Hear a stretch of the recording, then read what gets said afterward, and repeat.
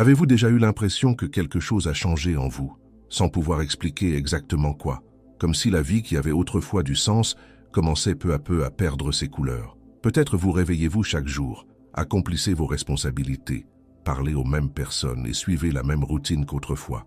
Mais, au fond de vous, il existe une inquiétude silencieuse qui ne disparaît pas. Et si je vous disais que ce sentiment n'est pas un signe d'échec, et s'il était en réalité le premier indice qu'une transformation profonde est sur le point de se produire? La plupart des gens croient que les plus grands changements de la vie surviennent lorsque nous accomplissons quelque chose d'important, atteignons un objectif ou voyons enfin nos rêves se réaliser. Mais Carl Jung voyait les choses autrement. Il croyait que les transformations les plus significatives naissent souvent précisément dans les périodes où tout semble confus, lorsque nous nous sentons perdus, voire déconnectés de nous-mêmes. Et peut-être que ce que vous vivez en ce moment est exactement ce moment-là. Il existe une phase de la vie que presque personne ne comprend lorsqu'il la traverse, une phase silencieuse, sans annonce, sans avertissement et sans grands événements extérieurs. Pour ceux qui regardent de l'extérieur, tout semble continuer comme avant. Pourtant, à l'intérieur de nous, quelque chose commence à changer de manière irréversible. C'est comme si une ancienne structure commençait lentement à se dissoudre, non pas parce qu'elle est brisée, mais parce qu'elle n'est plus capable de soutenir ce que nous sommes en train de devenir.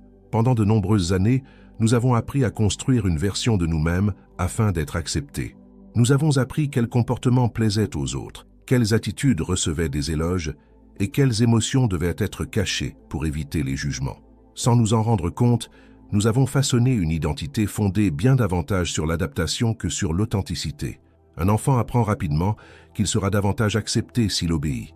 Un adolescent découvre que montrer sa vulnérabilité peut attirer les critiques. Un adulte comprend qu'il doit paraître fort, même lorsqu'il s'effondre intérieurement. Peu à peu, cette adaptation cesse de sembler être un choix et devient ce que nous croyons être notre véritable identité. Le problème, c'est qu'arrive un moment où l'âme commence à réclamer le prix de cette distance. C'est peut-être pour cette raison que tant de personnes atteignent une certaine étape de leur vie en ressentant un vide difficile à expliquer. Elles ont atteint des objectifs, construit une carrière, fondé une famille, trouvé une certaine stabilité, et pourtant une sensation persistante leur murmure qu'il manque quelque chose. Ce n'est pas parce que leur vie a échoué, c'est parce que bien souvent, elle a été construite autour d'une version d'elle-même qui ne représente plus réellement qui elles sont. Et c'est l'un des moments les plus délicats de l'existence humaine, car le changement ne commence pas par une explosion, il commence par un murmure. D'abord apparaissent de petits inconforts. Des conversations qui semblaient autrefois agréables commencent à paraître superficielles. Des lieux qui inspiraient auparavant un sentiment de sécurité deviennent fatigants. Des activités qui suscitaient de l'enthousiasme ne produisent plus le même effet. La personne tente d'ignorer ces signes. Elle croit qu'il s'agit simplement de stress, qu'elle est fatiguée, qu'elle a besoin de vacances, que tout redeviendra normal bientôt. Mais la vérité est que certaines choses ne redeviennent pas comme avant, parce qu'elles ont déjà accompli leur mission. C'est à ce moment-là que beaucoup entrent en conflit avec elles-mêmes. Elles essaient de retrouver l'ancienne version qu'elles connaissaient. Elles s'efforcent de conserver les mêmes habitudes, les mêmes schémas et les mêmes relations. Elles font tout pour continuer à être celles qu'elles ont toujours été. Mais quelque chose à l'intérieur d'elles a déjà commencé à emprunter un autre chemin. Carl Jung appelait ce masque social la persona. La persona est l'image que nous construisons pour fonctionner dans le monde. Elle n'est pas nécessairement mauvaise. En réalité, elle joue un rôle important durant une grande partie de notre vie. Le problème apparaît lorsque nous nous identifions tellement à ce masque que nous oublions qui se trouve derrière lui. Imaginez un acteur qui passe tant d'années à interpréter le même personnage qu'à un certain moment, il ne parvient plus à distinguer où s'arrête le rôle et où commence sa véritable identité. C'est exactement ce qui arrive à de nombreuses personnes. Elles passent tellement de temps à être ce que les autres attendent d'elles qu'elles s'éloignent de ce qu'elles ressentent réellement. Puis arrive le moment inévitable. Le masque commence à se fissurer, non pas de façon dramatique, mais de manière silencieuse. Un jour, la personne réalise qu'elle ne trouve plus le même enthousiasme dans les mêmes choses. Un autre jour, elle ressent une tristesse sans raison apparente. Puis elle comprend qu'elle vit presque en pilote automatique. Et plus elle tente de redevenir comme avant, plus elle se sent éloignée de cette ancienne version d'elle-même. Ce que peu de gens comprennent, c'est que cet inconfort ne représente pas toujours un problème. Parfois, il est le premier signe de croissance. Un arbre ne peut pas continuer à grandir éternellement dans un pot trop petit. Arrive un moment où ce qui le protégeait autrefois commence à le limiter. Il en va de même pour les êtres humains. L'identité qui a autrefois permis à quelqu'un de survivre peut, plus tard, devenir la structure même qui empêche son développement. C'est pourquoi, lorsque cette transformation commence, elle s'accompagne souvent d'un étrange sentiment d'aliénation. Comme si la personne observait sa propre vie à travers une vitre. Elle continue d'être présente, continue de participer à ses activités quotidiennes, continue de remplir ses rôles. Mais intérieurement, quelque chose a changé, et ce changement fait souvent peur. Parce que personne ne nous apprend que grandir peut aussi donner l'impression de se perdre. Personne ne nous prépare aux périodes où les réponses disparaissent, au moment où ce qui semblait évident cesse soudainement d'avoir du sens.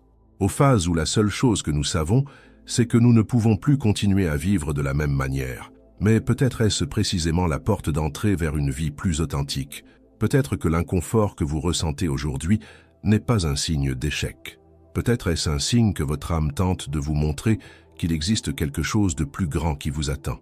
Quelque chose de plus vrai, de plus aligné, de plus profond. Car toute transformation commence lorsque nous cessons de supporter une vie qui ne représente plus qui nous sommes. Et même si ce processus est douloureux, il porte aussi une promesse silencieuse. La promesse qu'une nouvelle version de vous-même attend d'émerger. Une version moins préoccupée par le besoin de plaire, moins dépendante de l'approbation des autres, moins emprisonnée par les attentes extérieures, et beaucoup plus proche de ce qu'elle est réellement venue accomplir dans ce monde. Le défi, c'est qu'avant de rencontrer cette nouvelle version de nous-mêmes, nous devons presque toujours traverser une période d'incertitude, un espace entre ce que nous avons été et ce que nous sommes en train de devenir, un territoire inconnu où les anciennes certitudes disparaissent, tandis que les nouvelles ne sont pas encore complètement nées. C'est précisément de cette traversée que nous allons continuer à parler. Avant de continuer, si cette réflexion résonne en vous, profitez de cet instant pour vous abonner à la chaîne, laisser un j'aime et écrire dans les commentaires la phrase suivante « Je suis prêt à devenir celui que je suis réellement ». Cette simple affirmation peut sembler n'être qu'un commentaire, mais bien souvent, la transformation commence précisément lorsque nous reconnaissons en nous-mêmes ce que notre âme essaie de nous dire depuis longtemps. Maintenant, restez avec moi, car la prochaine étape de ce voyage est justement celle que la plupart des gens interprètent de manière erronée. Après que l'ancienne identité commence à perdre de sa force, la personne entre dans un territoire inconnu. C'est un espace où les réponses qui semblaient autrefois solides disparaissent peu à peu. Ce qui est fascinant, c'est que cela ne se produit pas du jour au lendemain. Tout paraît normal en apparence. Les engagements demeurent. Les responsabilités continuent d'exister. Les personnes autour de nous ne remarquent peut-être aucun changement. Pourtant, intérieurement, une transformation silencieuse est en cours. Carl Jung observait qu'il existe une période de la vie où l'âme semble plonger dans une sorte de nuit profonde. Ce n'est pas une obscurité physique, c'est une obscurité intérieure, un état dans lequel les anciens repères cessent de fonctionner alors que les nouveaux ne sont pas encore apparus. C'est précisément pour cette raison que cette phase est souvent si effrayante. La plupart des gens ont appris à croire que grandir signifie avoir de la clarté, que l'évolution signifie posséder toutes les réponses, que la maturité consiste à savoir exactement où l'on va. Mais la réalité est tout autre. Les plus grands processus de transformation commencent rarement par des certitudes. Ils commencent par des doutes. Ils commencent par des questions. Ils commencent lorsque nous réalisons que ce qui soutenait notre vie n'est plus suffisant pour soutenir la personne que nous sommes en train de devenir. Peut-être avez-vous déjà vécu quelque chose de semblable. Peut-être vous êtes-vous réveillé un matin avec un poids difficile à expliquer. Ce n'était pas exactement de la tristesse. Ce n'était pas non plus une dépression. C'était autre chose. Une sensation d'éloignement. Comme si vous étiez physiquement présent, mais émotionnellement loin de tout. Beaucoup de personnes décrivent cette période comme un vide. Pourtant, ce n'est peut-être pas un vide. C'est peut-être simplement l'espace nécessaire pour permettre à quelque chose de nouveau de naître. Imaginez que vous essayez de remplir un récipient déjà complètement plein. Il n'y a plus aucune place pour accueillir quelque chose de nouveau. Avant de recevoir, il faut d'abord se vider. L'âme humaine semble fonctionner de la même manière. Avant de construire une nouvelle conscience, elle doit souvent démonter d'anciennes structures, et c'est précisément là que surgit l'une des plus grandes souffrances de ce processus. Car l'ego déteste l'inconnu. L'ego préfère rester prisonnier d'une vie malheureuse, mais familière, plutôt que de prendre le risque de marcher vers quelque chose de nouveau et d'incertain. C'est pourquoi tant de personnes demeurent pendant des années dans des situations qui ne les rendent plus heureuses. Elles restent dans des relations qui ont perdu leur véritable connexion. Elles restent dans des environnements qui drainent leur énergie. Elles restent dans des routines qui étouffent leurs rêves, non parce qu'elles désirent souffrir, mais parce que la familiarité crée une sensation de sécurité, même lorsque cette sécurité s'est déjà transformée en prison. Durant cette traversée intérieure, il est fréquent d'avoir l'impression que tout a perdu une partie de son sens. Les anciens objectifs cessent de susciter l'enthousiasme. Les rêves qui semblaient autrefois essentiels perdent leur force. Les projets soigneusement construits n'éveillent plus la même passion. Beaucoup de personnes paniquent lorsque cela arrive. Elles pensent avoir perdu leur motivation. Elles croient que quelque chose ne va pas chez elles. Elles essaient de se forcer à ressentir à nouveau l'enthousiasme d'autrefois. Mais la vérité est que ce n'est peut-être pas un manque de motivation. C'est peut-être une évolution. Car ce qui nourrissait votre âme dans le passé n'est peut-être plus suffisant pour nourrir la personne que vous êtes en train de devenir aujourd'hui. Il existe une immense différence entre être perdu et être en transformation. Mais lorsque nous traversons le processus, il est très difficile de percevoir cette différence. Tout semble confus, tout semble incertain, tout semble déconnecté. Et pourtant, c'est précisément sur ce terrain instable que certaines des découvertes les plus importantes de la vie se produisent. Jung observait que la conscience humaine ne grandit pas seulement en accumulant de la lumière. Elle grandit lorsque nous apprenons à faire face aux parties de nous-mêmes que nous avons passé des années à éviter. Et c'est ici qu'apparaît un autre moment décisif de ce voyage, car lorsque le bruit du monde diminue, nous commençons à entendre ce qui était caché en nous, d'anciennes émotions, des blessures oubliées, des peurs que nous prétendions ne pas posséder, des désirs que nous avons enterrés pour satisfaire les attentes des autres, des pans entiers de notre personnalité restés cachés pendant des décennies. C'est alors que nous commençons à rencontrer ce que Jung appelait l'ombre, et peut-être que le mot « ombre » effraie certaines personnes, mais elle ne représente pas quelque chose de maléfique. Elle représente tout ce qui a été rejeté à l'intérieur de nous. Réfléchissez un instant. Combien de fois avez-vous renoncé à exprimer votre opinion pour éviter un conflit? Combien de fois avez-vous caché votre tristesse pour paraître fort? Combien de fois avez-vous avalé votre colère parce que vous pensiez ne pas avoir le droit de la ressentir? Combien de fois avez-vous abandonné vos propres désirs pour répondre aux attentes des autres? Aucune de ces émotions n'a disparu. Elles ont simplement été mises de côté, repoussées dans les profondeurs de l'esprit. Mais ce qui est refoulé ne cesse pas d'exister. Cela demeure là, silencieusement, en attendant une occasion de revenir. Et lorsque la transformation intérieure commence, ces parties cachées réapparaissent souvent, parfois à travers des émotions intenses, parfois à travers des rêves, parfois à travers des réactions que nous ne comprenons même pas nous-mêmes. C'est pourquoi certaines personnes sont effrayées pendant cette phase. Soudain, elles ressentent une irritation qu'elles n'avaient jamais remarquée auparavant. Elles découvrent d'anciens ressentiments. Elles reconnaissent des besoins émotionnels qu'elles ont ignorés pendant des années.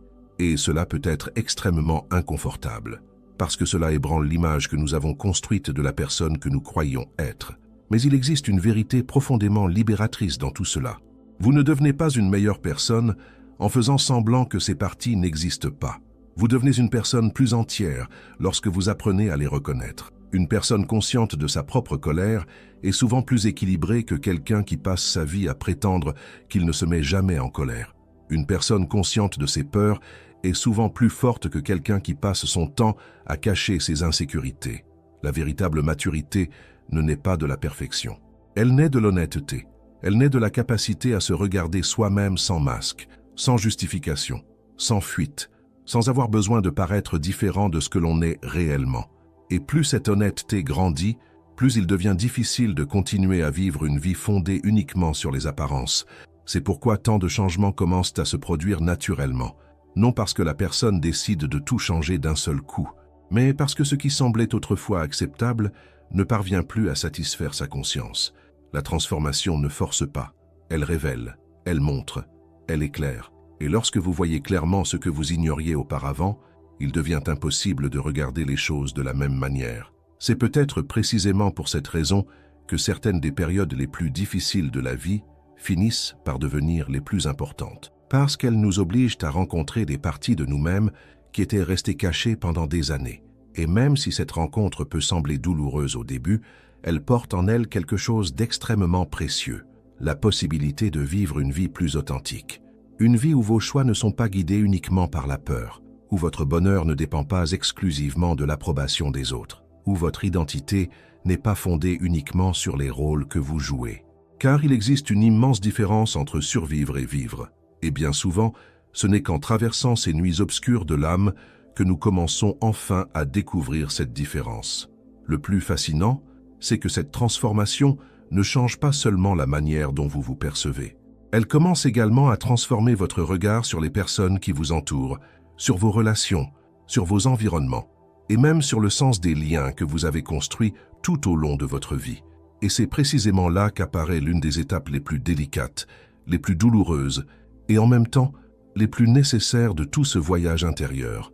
À mesure que la transformation intérieure progresse, quelque chose d'étrange commence à se produire. La personne réalise que ce ne sont pas seulement ses pensées qui changent. Sa relation au monde se transforme également. Ce qui semblait autrefois essentiel perd de son importance. Certaines conversations cessent de susciter l'intérêt. Certains environnements provoquent un malaise difficile à expliquer. Et même des relations qui paraissaient inébranlables pendant des années commencent à révéler une distance qui a toujours existé, mais qui ne peut désormais plus être ignorée. C'est l'une des phases les plus délicates de tout le processus, car, contrairement à ce que beaucoup imaginent, les plus grandes pertes de la vie ne surviennent pas toujours à travers des conflits, des disputes ou des adieux dramatiques. Bien souvent, elles se produisent dans le silence. Une connexion qui semblait profonde devient peu à peu superficielle. Une amitié construite au fil des années paraît soudainement soutenue uniquement par l'habitude. Une relation qui procurait autrefois du réconfort commence à générer de la fatigue émotionnelle et la personne réalise petit à petit que quelque chose a changé. Le plus difficile, c'est qu'il n'existe pas toujours une raison claire à cela. Personne n'a nécessairement commis d'erreur. Il n'y a pas eu de trahison. Il n'y a pas eu de manque de respect. Il n'y a pas eu d'événement particulier capable d'expliquer rationnellement ce qui se passe. Et pourtant, l'âme commence à reconnaître que certains liens ne reflètent plus la personne qu'elle est en train de devenir. Pour beaucoup, cette prise de conscience provoque de la culpabilité. Elle croit être ingrate. Elle pense devenir froide. Elle se demande si elle ne devrait pas simplement continuer à être comme elles l'ont toujours été. Mais il existe une différence essentielle entre abandonner des personnes et comprendre que certaines relations ont déjà accompli leur rôle à une étape donnée de la vie. Toutes les relations ne sont pas destinées à durer éternellement. Certaines viennent pour enseigner, d'autres viennent pour renforcer, d'autres encore apparaissent pour éveiller des aspects importants de notre personnalité. Et certaines marchent simplement à nos côtés pendant une portion particulière du voyage. Le problème survient lorsque nous essayons de maintenir en vie des relations qui n'ont déjà plus de vie en elles. Tout comme un arbre ne conserve pas toutes ses feuilles durant toutes les saisons, l'âme traverse elle aussi des processus de renouvellement. Il existe des périodes où elle doit retirer son énergie d'anciennes structures afin de la diriger vers de nouveaux chemins de croissance. Vu de l'extérieur, cela peut ressembler à une perte, mais bien souvent, c'est une réorganisation, une préparation, une maturation. Durant cette phase, la solitude devient souvent une présence constante, pas nécessairement parce que la personne est physiquement seule. Très souvent, elle continue d'être entourée de sa famille, de ses amis et de ses collègues. Pourtant, une sensation différente apparaît, la perception que peu de personnes comprennent réellement ce qui se passe en elles, et c'est peut-être l'une des douleurs les plus profondes de la transformation. Car il ne s'agit pas seulement d'un changement de circonstances, il s'agit d'un changement d'identité. La personne ne se reconnaît plus complètement dans celle qu'elle a été, mais elle ne parvient pas encore à voir clairement celle qu'elle est en train de devenir. Elle se trouve entre deux mondes, entre deux versions d'elle-même, entre un passé qui n'a plus de sens et un avenir qui ne s'est pas encore révélé. Et c'est précisément dans cet espace que beaucoup croient être perdus. Pourtant, ils sont peut-être plus proches d'eux-mêmes qu'ils ne l'ont jamais été. Quelque chose de profondément puissant commence à émerger lorsqu'une personne traverse cette étape sans chercher à lui échapper. Peu à peu, le besoin constant d'approbation commence à diminuer. L'inquiétude excessive face au regard des autres perd de son intensité. La quête désespérée de validation extérieure cesse d'occuper le centre de l'existence. Non pas parce que la personne est devenue indifférente, mais parce qu'elle commence à découvrir une source de stabilité plus profonde. Une stabilité qui ne dépend pas de l'acceptation des autres. Une stabilité qui naît de la connaissance de soi. Pendant une grande partie de leur vie, beaucoup de personnes croient devoir prouver quelque chose. Elles doivent prouver qu'elles sont compétentes. Elles doivent prouver qu'elles sont suffisamment bonnes. Elles doivent prouver qu'elles méritent l'amour. Elles doivent prouver qu'elles ont de la valeur. Cette quête peut durer des décennies, et elle est extrêmement épuisante, car peu importe la quantité de reconnaissance reçue, elle ne semble jamais suffisante. Il y a toujours un nouvel objectif, une nouvelle approbation, une nouvelle validation à conquérir. Mais quelque chose change lorsque la transformation intérieure atteint des niveaux plus profonds. La personne commence à comprendre que sa valeur n'a jamais réellement résidé dans ses accomplissements. Elle n'a jamais résidé dans les applaudissements. Elle n'a jamais résidé dans les titres. Elle n'a jamais résidé dans l'image construite pour impressionner le monde. Sa valeur a toujours été présente. Elle était simplement recouverte par des couches de peur, d'attente et de conditionnement. C'est peut-être pour cela que la véritable renaissance arrive rarement comme les gens l'imaginent. Elle ne s'accompagne pas d'une euphorie permanente. Elle n'apporte pas de réponse à toutes les questions. Elle ne supprime pas totalement les défis. Ce qu'elle apporte est bien plus précieux. Elle apporte la paix. Ein anderer Frieden als jener, der entsteht, wenn alles perfekt ist, sondern der Frieden, der geboren wird, wenn wir aufhören, gegen uns selbst zu kämpfen. Wenn wir endlich unsere Widersprüche akzeptieren, wenn wir unsere Grenzen erkennen, ohne uns durch sie definieren zu lassen, wenn wir verstehen, dass wir nicht perfekt sein müssen, um Liebe zu verdienen. Carl Jung widmete einen großen Teil seines Lebens dem Studium dieses Prozesses. Er erkannte, dass wahre menschliche Erfüllung nicht dann entsteht, wenn wir zu dem werden, was andere von uns erwarten. Sie entsteht, wenn wir uns dem nähern, was wir wirklich sind. Und das erfordert Mut. Mut, Masken abzulegen. Mut, unbequemen Wahrheiten ins Auge zu sehen. Mut, Zeiten der Unsicherheit zu durchqueren. Mut, allein zu bleiben, wenn es notwendig ist. Mut, alten Versionen unserer selbst zu erlauben zu sterben. Denn jede echte Transformation beinhaltet einen Abschied. Es gibt immer etwas, das zurückgelassen werden muss. Ein Glaubenssatz, eine Angst, eine Identität, eine Erwartung, eine begrenzte Sicht auf sich selbst. Und obwohl diese Abschiede schmerzhaft sind, schaffen sie gleichzeitig Raum für etwas Neues.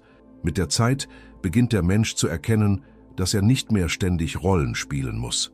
Er muss nicht jeden in seinem Umfeld zufriedenstellen. Er muss seine Gefühle nicht verbergen, um stark zu wirken. Er muss sich nicht ständig anpassen, um an Orte zu passen, an denen sein wahres Wesen längst keinen Platz mehr findet. Eine stille Freiheit beginnt zu entstehen. Die Freiheit, einfach zu sein. Die Freiheit, zu existieren, ohne um Erlaubnis bitten zu müssen. Die Freiheit, die eigene Wahrheit anzuerkennen, ohne sich dafür zu schämen. Und vielleicht ist das eine der größten Errungenschaften, die ein Mensch erreichen kann. Denn letztendlich ging es auf dieser Reise nie darum, jemand anderes zu werden. Es ging darum, zu sich selbst zurückzukehren. Es ging darum, all das zu entfernen, was sich im Laufe der Jahre angesammelt hatte und das wahre Wesen verborgen hielt.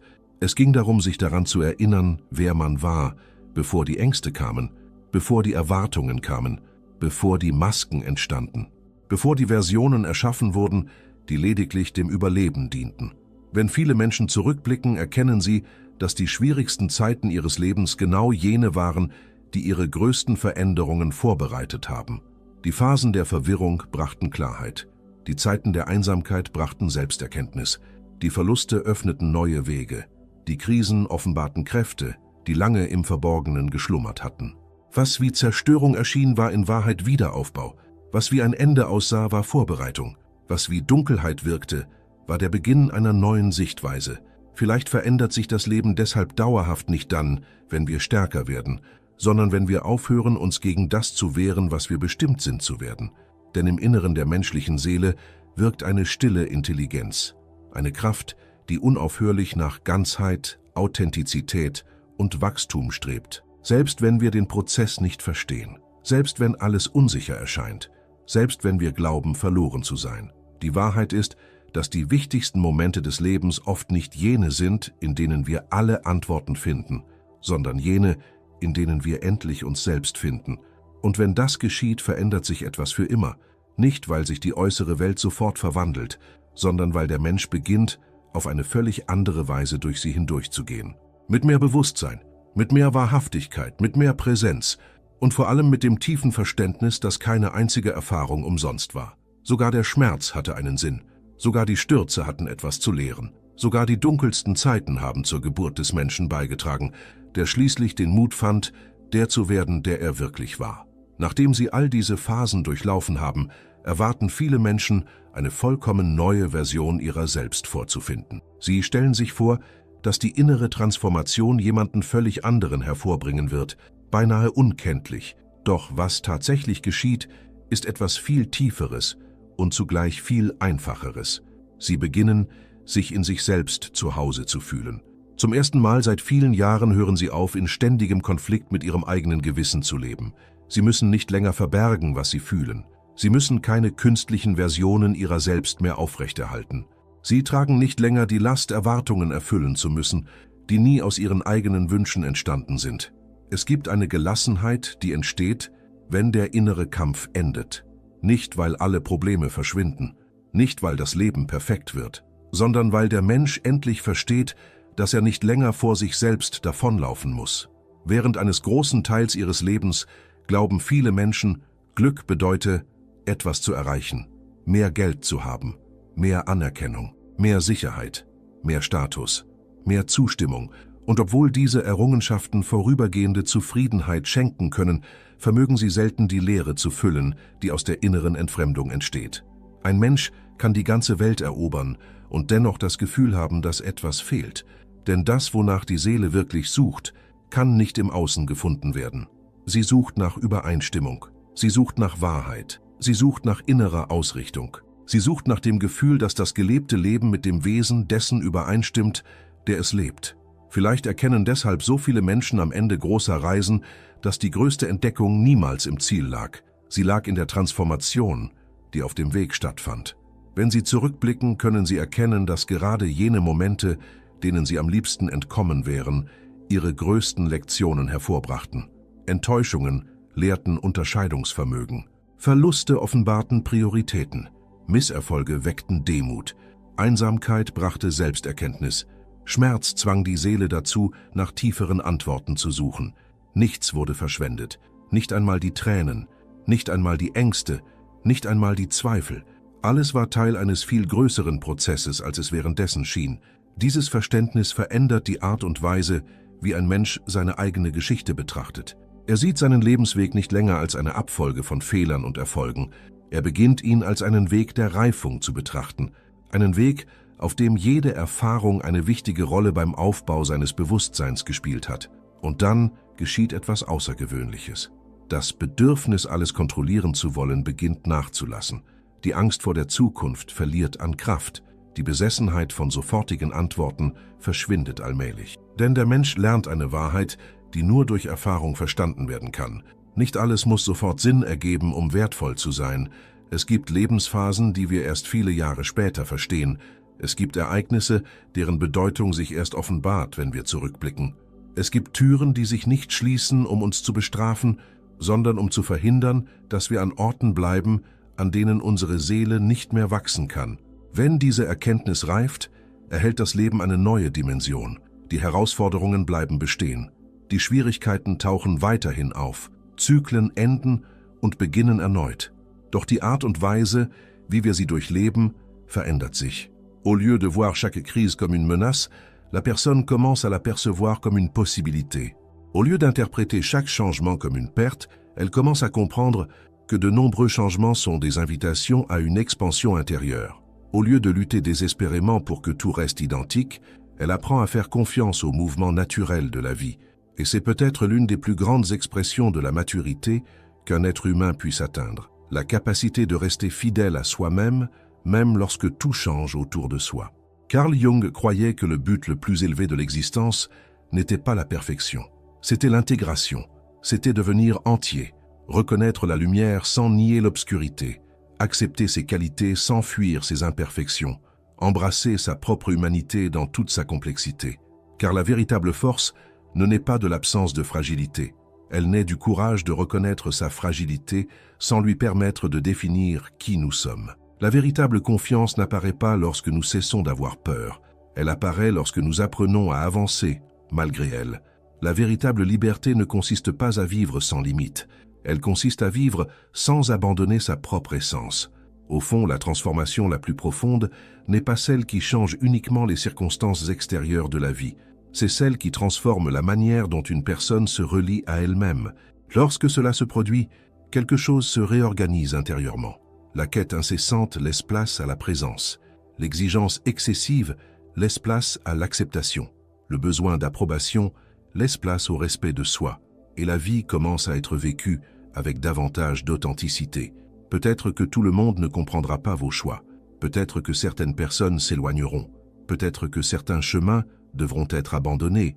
Mais la récompense est incomparable. Car il n'existe pas de sensation plus libératrice que de se réveiller le matin en sachant que vous n'êtes plus en train d'interpréter un personnage. Vous êtes simplement en train d'être vous-même. Et c'est peut-être la plus grande transformation qu'un être humain puisse expérimenter. Non pas devenir quelqu'un de nouveau, mais avoir enfin le courage d'être celui qu'il a toujours été destiné à devenir. Lorsque nous comprenons cela, nous réalisons qu'aucune période difficile n'a été inutile. Chaque moment de doute, chaque période d'obscurité, chaque séparation et chaque défi ont contribué à nous rapprocher de cette version plus consciente, plus authentique et plus entière de nous-mêmes. Et alors nous comprenons que la vie n'a jamais essayé de nous détruire. Elle essayait silencieusement de nous révéler à nous-mêmes. Voilà le véritable voyage, voilà la véritable transformation. Et voilà le point où l'âme trouve enfin ce qu'elle cherchait depuis le début, la liberté d'exister en parfaite harmonie avec ce qu'elle est réellement. À la prochaine vidéo.